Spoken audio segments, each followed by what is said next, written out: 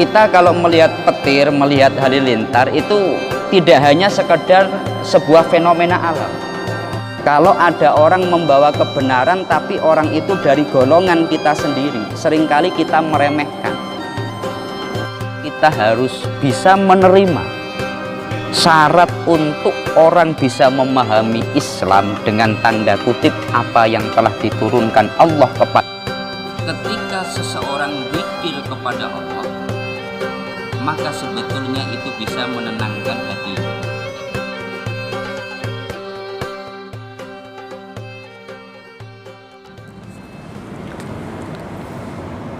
Assalamualaikum warahmatullahi wabarakatuh. Alhamdulillah wa syukrulillah wa bini'matillah la hawla wa la quwwata illa billah. Rabbi shrahli sadri wa yassirli amri wahlul 'uqdatam min lisani yafqahu qawli.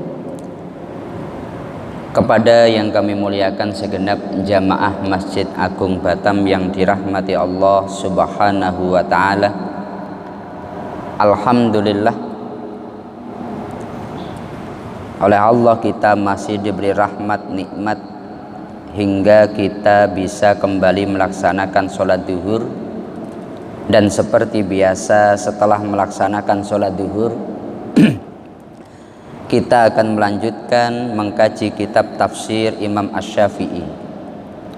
Selama kurang lebih 7 menit ke depan, marilah kita bersama-sama niat thalabul ilmi dan niat iktikaf di masjid ini, agar duduk kita bersama oleh Allah dicatat sebagai ibadah. Adapun pembahasan kita kali ini sampai pada surat Ibrahim ayat yang ke-32. Allah berfirman, Bismillahirrahmanirrahim. Allahul ladzi khalaqas samawati wal arda wa anzala minas samaa'i maa'a fa akhraja bihi minats thamarati rizqan lakum wa sakhkhara lakumul fulka litajriya fil bahri bi amri wa sakhkhara lakumul anhar, yang artinya Allah yang telah menciptakan langit dan bumi dan menurunkan air hujan dari langit, kemudian Dia mengeluarkan dengan air hujan itu berbagai buah-buahan sebagai rizki bagi kalian. Dia telah menundukkan bahtera bagi kalian supaya bahtera itu berlayar di lautan dengan kehendaknya, dan Dia telah menundukkan pula bagi kalian sungai-sungai. Di dalam kitab Ar-Risalah, Imam Asy-Syafi'i beliau menyampaikan, Allah berfirman khalaqas samawati wal ardo. Kemudian Imam Asy-Syafi'i mengungkapkan segala sesuatu yang ada di langit dan di bumi serta semua yang bernyawa, pepohonan dan lain sebagainya, itu diciptakan oleh Allah Subhanahu wa ta'ala. Ayat ini merupakan kalau dalam tafsir itu termasuk tafsir kauniyah, tafsir tentang ciptaan-ciptaan Allah. Tetapi kalau kita membaca dan kita mau merenungkan ayat ini, maka sebetulnya kita berusaha untuk ditarik dalam semua yang kita lakukan. Mari kita mengingat Allah di dalamnya. Contohnya adalah wasakhkhara lakumul fulka. Allah menundukkan perahu litajriya fil bahri bi amri, agar perahu itu bisa berjalan di atas laut atau di laut melalui ketetapannya.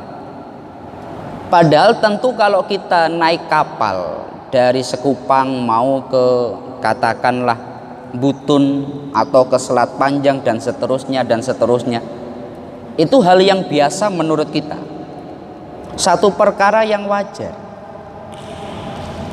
Kemudian dilanjutkan, wasakhkhara lakumul anhar, Allah yang menundukkan sungai-sungai. Ini adalah ayat-ayat yang berusaha menarik kepada kita agar dalam semua yang kita lakukan itu teringat Allah Subhanahu wa ta'ala.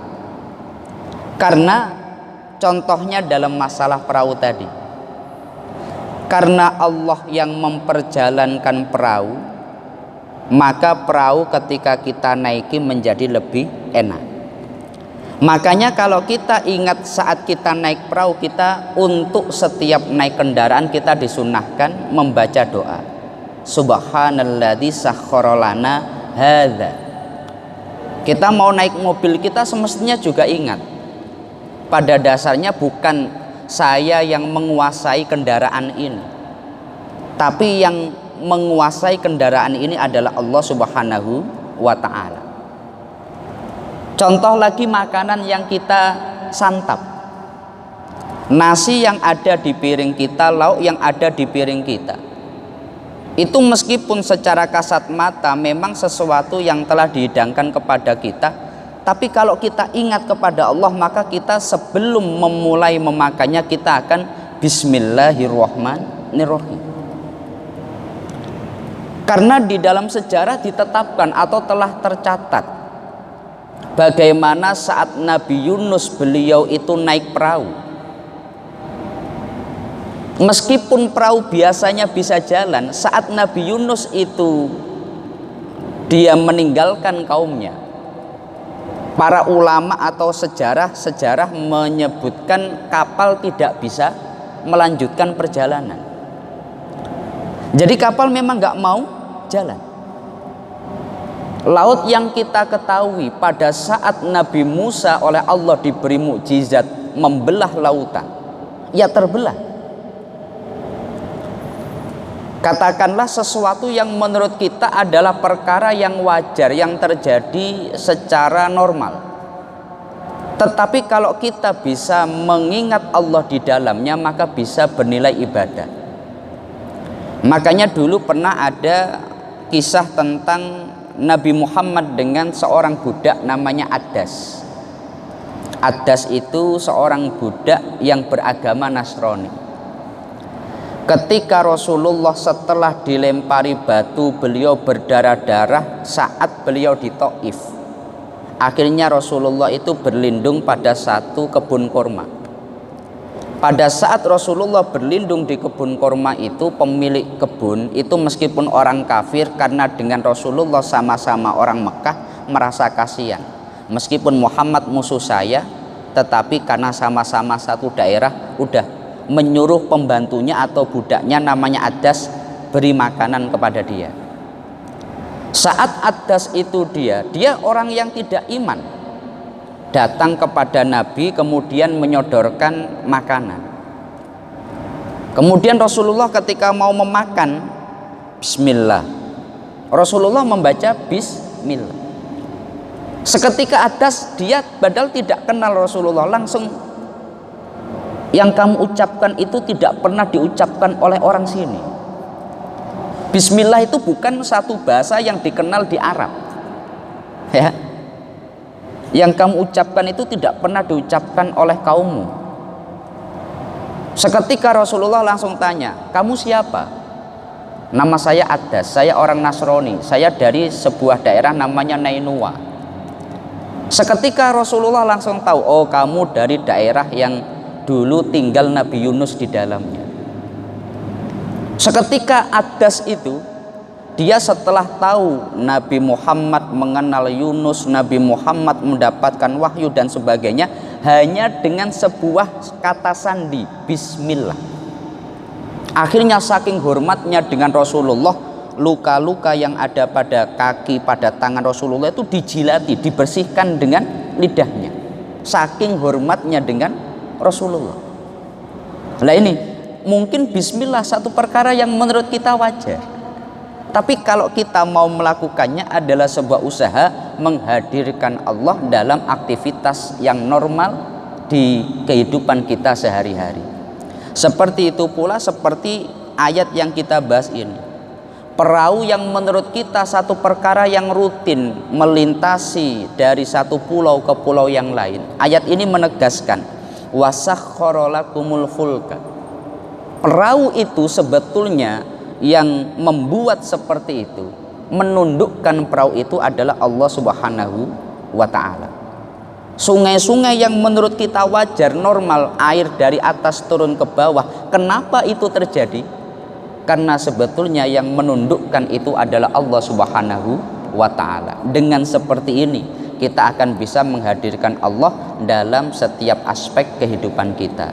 Nah, ini mungkin pembahasan kita berkaitan dengan tafsir Imam Asy-Syafi'i.